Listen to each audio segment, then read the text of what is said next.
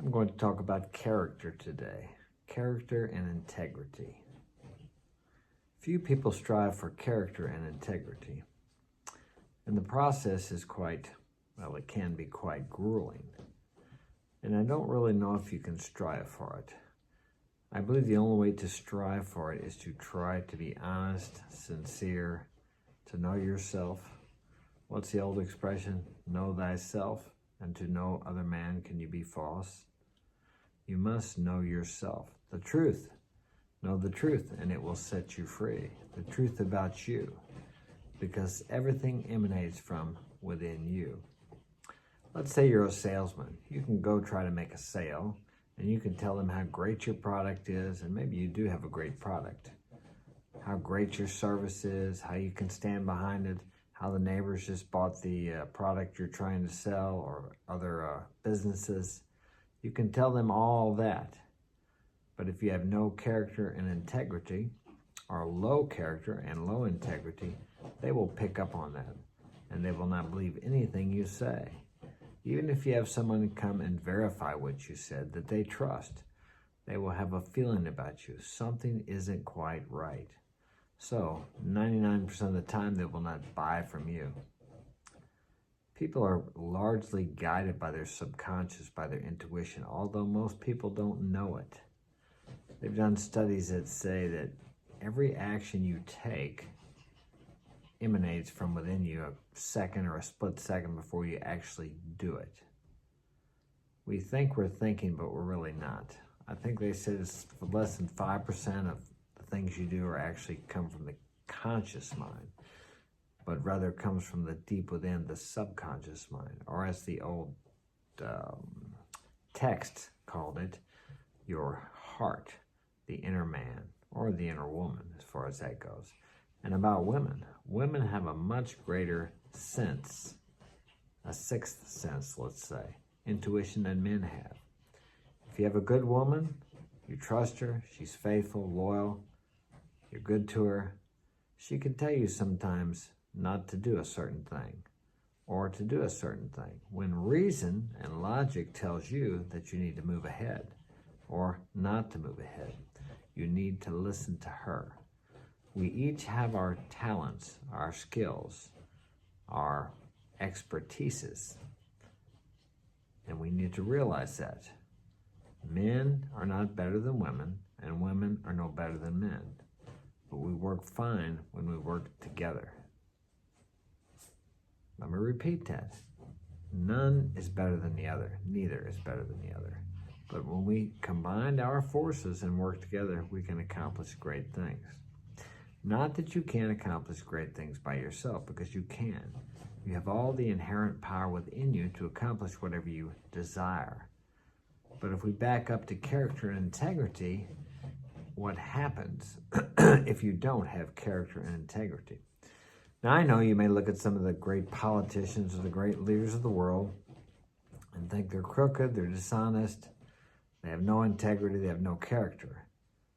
But where do you make that, or where do you draw your information from to make that assumption? From the media. And do you really trust the media? Do you believe everything the media tells you? Even if they were being completely 100% honest and not trying to get ratings, or not trying to keep you afraid, or not just trying to keep you watching their channel, their station, whatever, it's still filtered through their perceptions of life. And they portray it to you how they see it, not how it really is. We can see very little. We judge by the evidence of the senses. And of course, you don't want to put your hand in a fire, because our senses tell us that that's hot and it will burn you, and it will. But in too many cases, we view a person, a situation, a problem, or even a solution by the evidence of our senses, by our logic, by our thinking mind, by our small conscious mind. And it has its place, but it can never see the big picture. We have a subconscious, what they call a superconscious, God conscious, if you like, whatever works for you, which can see the whole picture, the whole puzzle, before it's ever put together. And if you can tap into that, and you can, then you can make your decisions with much more wisdom, much more guidance, and much more success as a result of your decisions.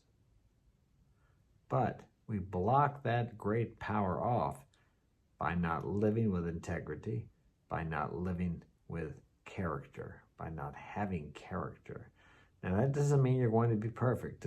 Does having integrity and character mean that you're never going to make mistakes? That you're always going to do the right thing? No, it doesn't.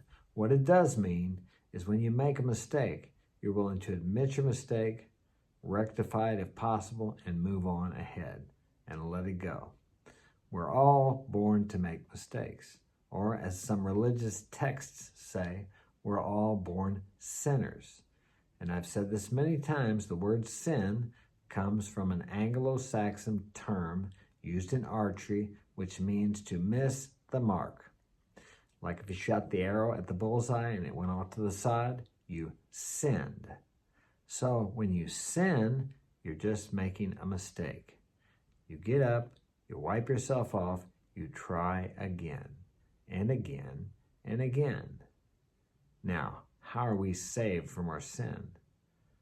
By the power that lies within us, that God power that lies within us, that gives us the courage, the strength to get back up and try again until we get it right. And when you live with integrity and character, that power can flow through you. Because all these little things, let's say, I heard one the other, let's say you're talking to your buddy, Tom. You, Tom, and Bill are talking. And you're laughing. Tom makes a joke. You laugh at Tom's joke. And then Tom walks away because he's got to go back to work. Well, then you make a remark to Bill about Tom's always got the lamest jokes. Now, is that integrity? No, it's not. You're character assassinating Tom to get the laughter of Bill and yourself with your sarcastic comment. But yet when Tom was there, you were acting like that was the best joke you ever heard. That is not integrity. That is not being truthful to yourself. If you didn't like the joke, but you laughed anyway just to make Tom feel better, that's okay. But you don't need to cut him down when he leaves. It's the same thing with, let's say, politicians. Everybody thinks it's our actors, our people in the news or wherever, famous people. Everyone thinks it's all right to cut them down, to hack them, to character assassinate them. First of all, none of us really know what we're talking about because we're just talking about what we heard through the media. And who knows how much of that is true. We're actually gossiping. And who does that gossip really hurt? More often than not, it hurts the gossiper. It destroys you inside, the inner man, and blocks off the flow of that superpower which we all need to achieve that great success, whatever that means to you, that we desire. So who do we hurt when we backbite, backstab, gossip, treat people wrong, tell little lies about people, or tell little truths about people that they entrusted you with, that they thought you wouldn't share with anybody else because they needed to confide in someone else? I've done it. I've made all these mistakes and probably will continue to make some of them in the future. But the first thing is to recognize that you are making these mistakes. Because if you're in denial, the river of denial, denial, yeah, you'll never correct it.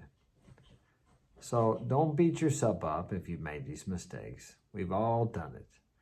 No one is like spotless without blemish or mark. But you can move in the right direction and change. And your intention is what counts. If you catch yourself 30 times a day doing something that lacks integrity, you can correct it.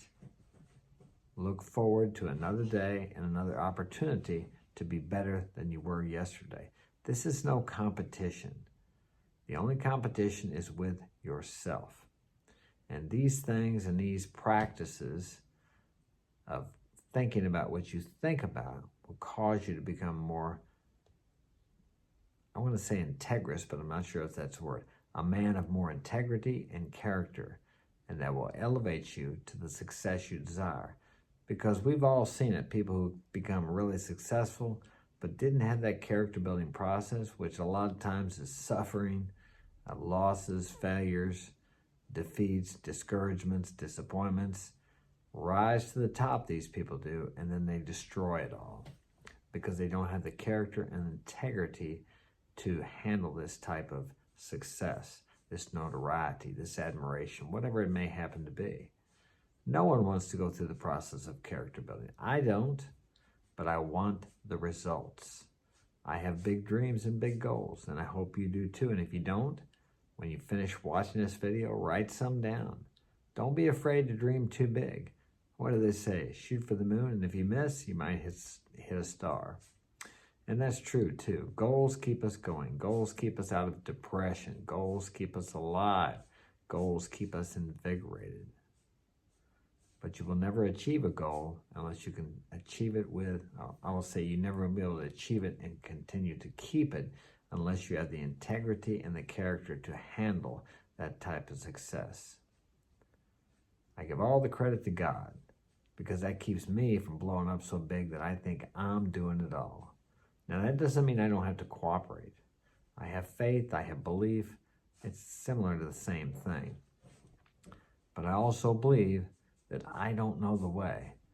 So when I start out during the day, I have my plan. But when changes come, as they always do, I realize there's a greater power within me that is orchestrating my day, and I need to flow with it. I don't need to try to paddle up the river. I need to go with the flow. So you too can go with the flow of power, the flow of life, the flow of nature, the flow of the energy which runs the universe, the world, everything. Whatever that means to you, whatever name you want to call that. It's been called many names throughout the centuries by many different cultures. I call it God. But in my life, there have been many things that were a God to me that turned out to be faulty, yeah, that's the word, less than powerful than the God that I choose to believe in today, or the higher power. It really doesn't matter what you call it. It's what it means to you. The God you see is the God he will be. How do you perceive God? Do you perceive him as a tyrannical king up there waiting for you to mess up so he can punish you? Or do you see him, or whatever, as a loving God who wants you to be successful, who wants you to be happy, joyous, and free, who wants you to enjoy your life and spread that cheer and joy to others? How do you see God? A friend of mine once said that he had the mean and punishing God, and someone told him he needed to fire that God and get a loving God. That sounds kind of ridiculous, but is it ridiculous? If it is true, the God you see is the God you will be, the God he will be. The choice is yours. And think about it. If there's not some truth in that, why do we have so many different religions? And inside of all these religions, we have all these people who have different perceptions of God. Even though they try to conform to what the religion says God is, they still have a different view of God than other people. For example, you're looking at me right now. Some of you may think I'm wise. Some of you may think I'm ridiculous or stupid. I'm not a different person. I'm the same guy, okay? But each of you perceives me different. Each of you hears what you need to hear, and each of you doesn't hear what you don't need to hear. It's not so much what I'm saying to you, it's what you're hearing me say. So think about that today. Spend some time in contemplation, meditation, which means just to quiet your mind. Get to that borderline between sleep and wakeness where you're just starting to kind of dream, like you're slipping off into another world. And that's the most fruitful time to visualize the person you want to become, to visualize the things you want to have in your life, to visualize the future that you deserve. So that's it for today. Thanks for joining me. Hit that like button, subscribe, share with a friend if you think it'll help them, and glad I could be here for you today. Take care.